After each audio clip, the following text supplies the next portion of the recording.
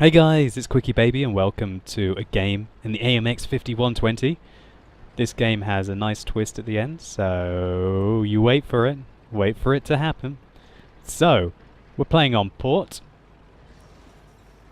which is not the best map for the 5120, but as long as you can try and pick your targets, I still think it's a fairly good map for the tank.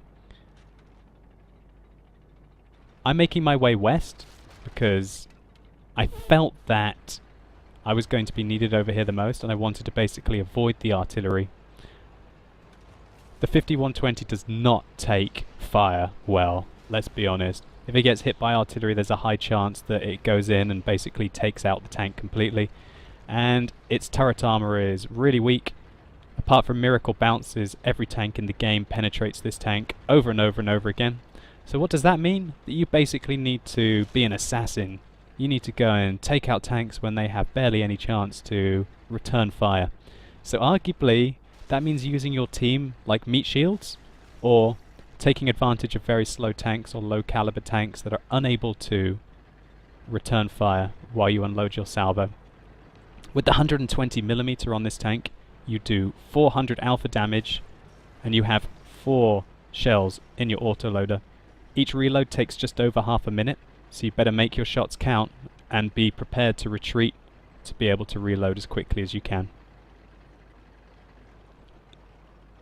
So here we can see there's an M103, a Pershing, an IS-4 and an IS-3 in front of us. That IS-4 has got a god matchup.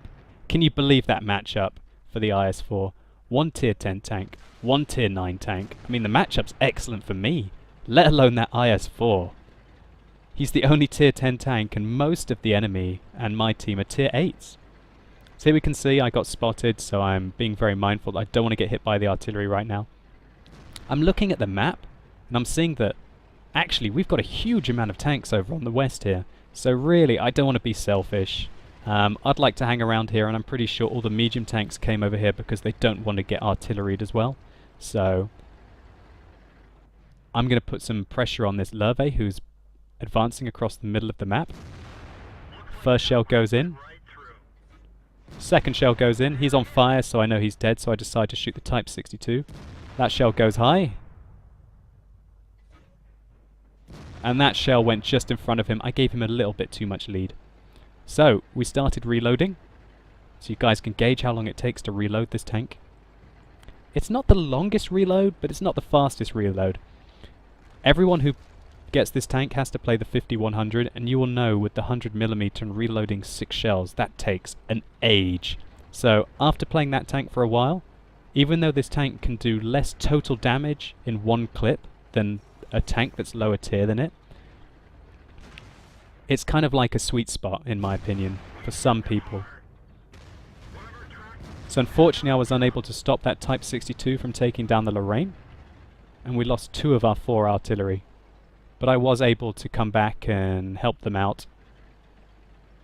So now I can see I'm going to reload again, even though I had 2 shells left in the clip. It's good to be reloaded in this tank, so you're able to fight your way out of situations.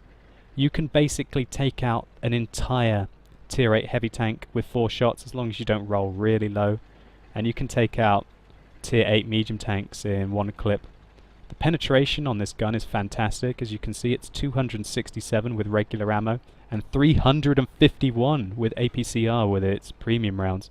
Basically, a lot of people I know, higher ranked players, only fire APCR in this tank, and they will just waff at the front of your tank because the aim time is, it's okay. The aim time's not fantastic in this tank, and that's where the weakness comes really, is the having to aim those shells, and you take hits in the process of while aiming them. So a lot of people will load APCR, so literally they almost don't even have to aim at the front of your tank because it's nearly guaranteed to go in. I'm just going to say what I was thinking now. I think that the south flank is fairly safe because, as you can see, we've got a Lurve, 2 tier 8 medium tanks, and we've got a WZ-132 who are going to look after that flank. So I'm going to go across the west now and ambush what I think is the most vulnerable area. We can see there's an ISU, an M103, and an IS-3 over at that location, as well as there being 4 artillery left against a Tiger II and a T-34 on fairly low health. I'm going to speed up the game a little bit here. So we haven't been spotted, haven't been spotted, haven't been spotted, haven't been spotted. That's what's going through my mind. Haven't been spotted, haven't been spotted, haven't been spotted. Time for an ambush. Here we go. See the power of this tank. Schlam, one in, one kill, double kill. We've got 2 shells left. I know there's an ISU just in front of me. I'm thinking, shall I reload? Is the ISU going to come? Is he going to come? This Tiger 2's spotting. He's spotting, he's spotting, he's spotting. And the ISU reappears. He's relocated. He's no longer here, so I decide to reload. That's the kind of advantage that you can get with XVM at the moment. And other people are using this. It is a significant advantage, but I want to be competitive. So if other people are using this, I'm going to use mods that, as long as Wargaming say they're allowed to use. But these are the things that you can basically use these kind of mods to an advantage to. And are they an advantage? Yes. Do I think that they should be incorporated into the game? I think that Wargaming should take these mods and basically add in the ones that it chooses and then not allow any other mods at all. So here we can see there's an IS-4 on full health, and I'm thinking, god damn, an IS-4 on full health? Are you serious? Somehow he manages to spot me. He must have just caught a glimpse of the front of my tank, and he's coming after me. We can see that our tier 8 heavies are now putting pressure on their artillery. A nice IS-4 is getting engaged by our Indenpanzer. I totally missed the first shot. He gets a bit confident and comes around, and I track him in a very good position. I hit his lower plate again. And unfortunately he moves back just as I fire off my last shell, and so we only track him. So now we're reloading, and I decide, after looking at his health, that I need to penetrate every shot on that IS-4 if I want to carry this game.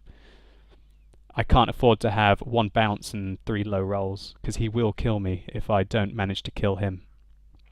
So, APCR, if you buy them for half price, it's only double the cost of regular ammunition. So you've got to decide, is that 4,000 credits worth it?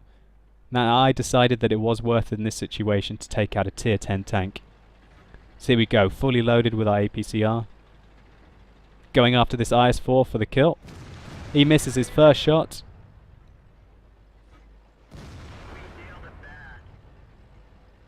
Unfortunately we roll low. 316 roll, meaning that we have to put our last shot into the IS-4 for only 42 damage.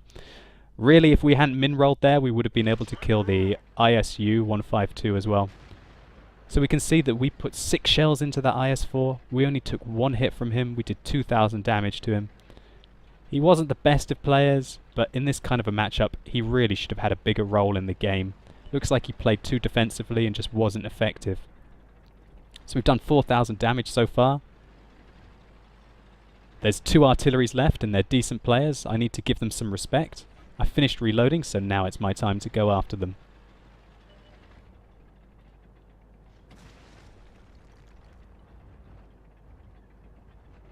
I'm trying to figure out, gauge where the M43 is, and here he is. I'm going to side scrape round the corner a little bit so I can get a shot into him. And he misses his shot because we were side scraping. So, we killed the M43. And this Lorraine decides that he's a total scumbag and he doesn't want to give me his Top Gun. So, fuck you, Mr. Lorraine. Fuck you.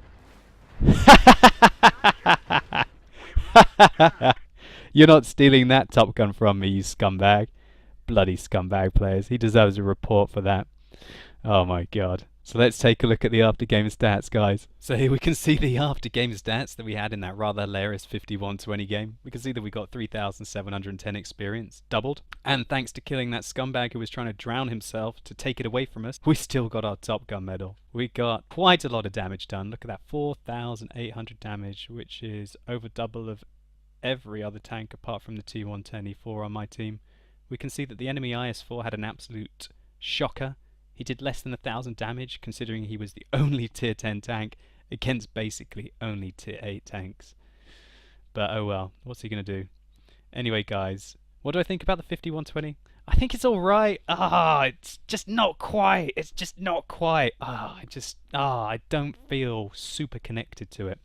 Because I feel that you just take such a large amount of punishment unless you can play it like an absolute assassin and literally almost use your team as meat shields and only engage tanks that are engaged with other tanks already.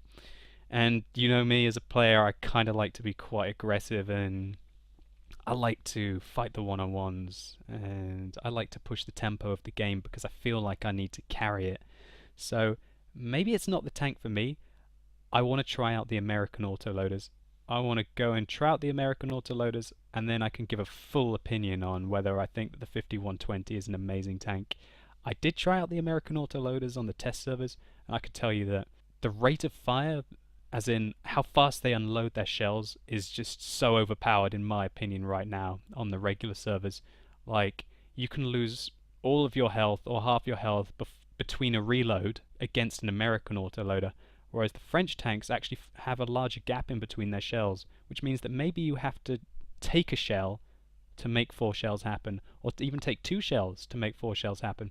And whereas this doesn't matter, maybe like if you only want to kill 1 tank in a game and just do your little bit, if you want to try and carry, I think maybe it's slightly harder to carry in a 5120 than like a T54E1. But anyway, I'm going to get the American autoloaders eventually, and then, you know, I'll judge my opinion based on them. But still, this is a great tank, and you should definitely go for it if you're interested in being sort of an assassin that's able to go in, do a lot of damage, and get out quickly. So guys, as always, you've been epic. Thanks a lot for watching. Good luck on the battlefield, and hopefully I'll see you soon.